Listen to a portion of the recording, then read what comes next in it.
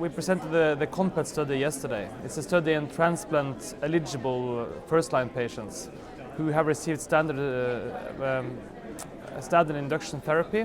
It could be VRD, VTD or VCD, but it's mostly VRD. They performed that and then a transplant, and after that they were screened for the study. You could screen them within 12 months after they started therapy. If within the screening period we did a PET CT with FDG PET, if that was positive, which is a bad prognostic sign for these patients with myeloma, they were enrolled into the study. So the study was about giving them an intensified consolidation treatment to see if we could get the patients to go from PET CT positivity to PET negativity and sort of do something with this bad prognostic signal. So this is early data still. We have screened 64 patients and enrolled, I think, 25. So 38% were PET positive of this population. We only screen patients who are in at least VGPR, so we're already in a good response. And of those, the 38% was PET positive, which is not good.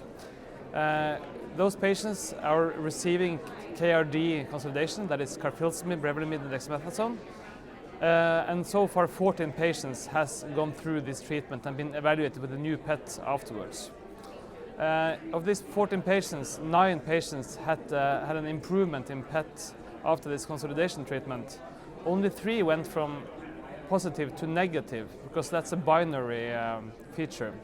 But if you looked at the volume of positivity, 9 altogether went down and improved on the PET.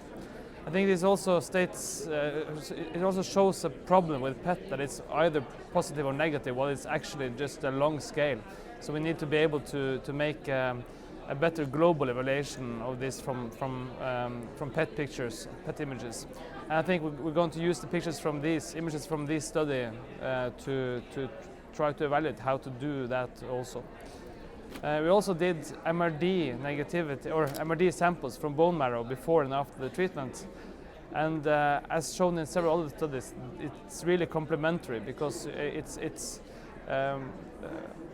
both patients with PET positivity can be both MRD negative and MRD positive in bone marrow, and the opposite. So these are 2 very different ways of measuring residual disease, and we depend on both, I think, for today.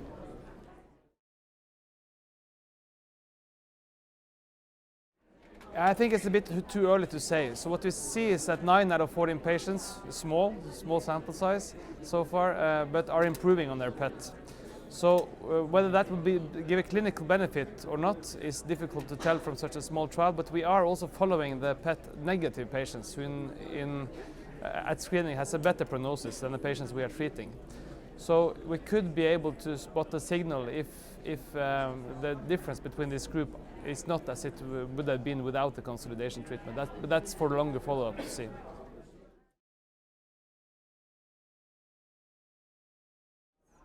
No, I have one thing, because when you have patients who after treatment still have residual disease, especially on PET, that's a bad sign. And I think consolidation, I think you need to do something really extra to have a large impact. So I think it would be interesting to, if they have spots of residual disease, to at the same time as you did consolidation or intensification of some kind, also radiate those spots. In those spots, there's probably present the cells that will make the most problematic relapse at some point in the future. And with radiation, we might be able to sort of take out them at least.